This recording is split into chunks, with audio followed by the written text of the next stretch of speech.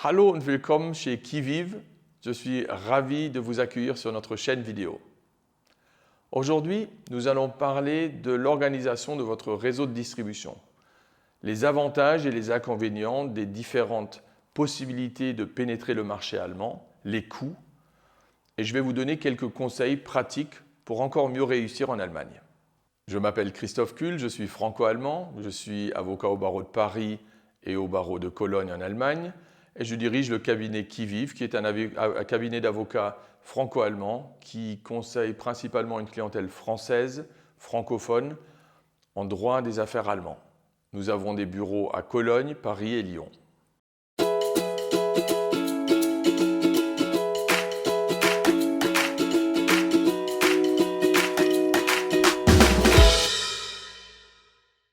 Quelle voie de distribution est-ce que vous avez en Allemagne ? En principe, vous devez différencier entre deux grandes voies de distribution. Vous devez faire un choix. La première, c'est de rester en France et de vendre sans structure, sans présence physique en Allemagne. Et la deuxième, c'est vous opter pour une présence physique en Allemagne. La voie de distribution sans présence physique, c'est la boutique en ligne et c'est la participation à des appels d'offres.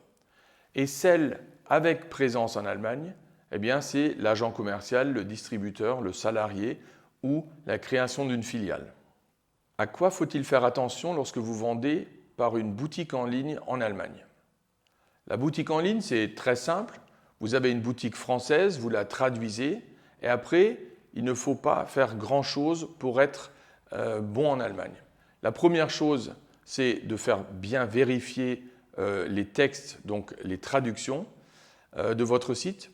Et ensuite, vous avez quelques adaptations juridiques à faire au droit de la protection des consommateurs. Et finalement, vous avez éventuellement un sujet au niveau de la TVA. Donc, vous allez devoir choisir la bonne TVA. Est-ce que vous facturez la TVA française ou est-ce que vous facturez la TVA allemande ? Cela dépendra des seuils de votre chiffre d'affaires en Allemagne. La deuxième possibilité de distribuer vos produits en Allemagne, c'est la participation à des appels d'offres. Alors, beaucoup de sociétés ne pensent pas à l'appel d'offres parce qu'on estime que les appels d'offres, c'est réservé à des produits spécifiques comme des ambulances, des camions pompiers, ainsi de suite. Sachez que vous pouvez quasiment vendre tous les produits par appel d'offres, des tondeuses, du papier, des crayons. Et participer à un appel d'offres en Allemagne, ça a un grand avantage. Vous trouvez un appel d'offres, vous remplissez des formulaires et si vous gagnez, vous avez immédiatement un chiffre d'affaires sans créer de filiale et sans avoir du personnel en Allemagne. Donc vous pouvez arriver de 0 à plusieurs millions de chiffres d'affaires en gagnant un appel d'offres. Vous allez trouver les appels d'offres en Allemagne sur un site Tenders Electronics Daily, un site de l'Union européenne où vous allez d'ailleurs trouver tous les appels d'offres en Europe. Alors là, on vient de parler des deux possibilités comment vendre sans implantation, sans présence physique en Allemagne.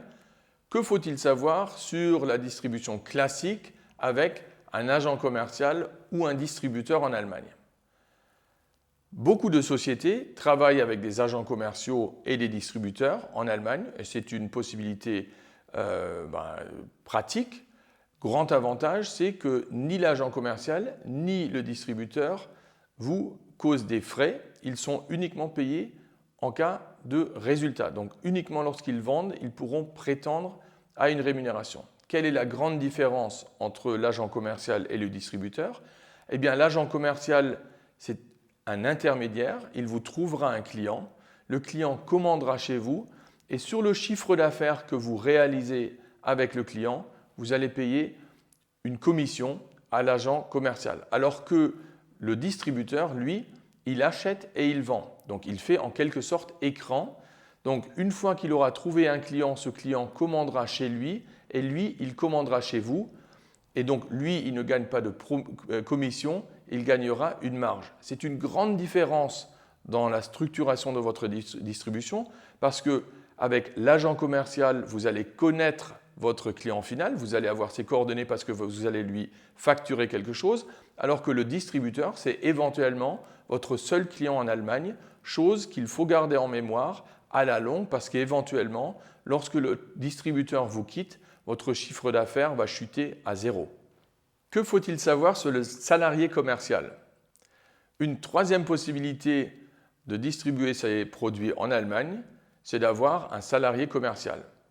La différence par rapport à l'agent commercial et le distributeur, c'est que ce salarié commercial est imbriqué dans votre organisation. Vous avez un droit de direction, vous pouvez activement diriger votre distribution. Sachez que si vous voulez employer un salarié en Allemagne, vous n'avez pas besoin de créer de société. Ces salariés, et on a beaucoup de clients qui fonctionnent ainsi, travaillent en home office et ensuite voyagent en Allemagne et vendent vos produits. L'avantage, c'est le droit de direction, donc vous pouvez activement diriger votre distribution. L'inconvénient, c'est un peu que vous avez des frais fixes, à savoir le salaire et les charges commerciales. Par contre, les charges sociales sont nettement inférieures en Allemagne qu'en France. En Allemagne, l'employeur ne paye que 21% de charges sociales, alors que l'employeur en France paye jusqu'à 45%. Dernière possibilité, surtout pour les sociétés françaises, les Allemandes ne connaissent pas ce système, c'est le VIE, Volontariat international en entreprise. C'est finalement un salarié commercial, mais qui est cofinancé par l'État français. C'est en général un jeune ou une jeune commerciale française que vous envoyez pour 1 ou 2 ans en Allemagne et qui vous travaillera le marché. L'avantage du VIE, c'est que la moitié des charges sociales et des coûts salariaux seront pris en charge par l'État français. Donc, c'est un grand avantage. Si vous cherchez des VIE, vous pouvez contacter Business France qui a tout un pool de jeunes gens qui souhaitent travailler en Allemagne. Et comme promis, pour finir le petit cours d'allemand, distribution, Vertrieb. Agent commercial, Handelsvertreter. Distributeur, Vertragshändler. Boutique en ligne, webshop. J'espère que cette petite vidéo vous a plu. Je vous dis au revoir et à bientôt. Und tschüss.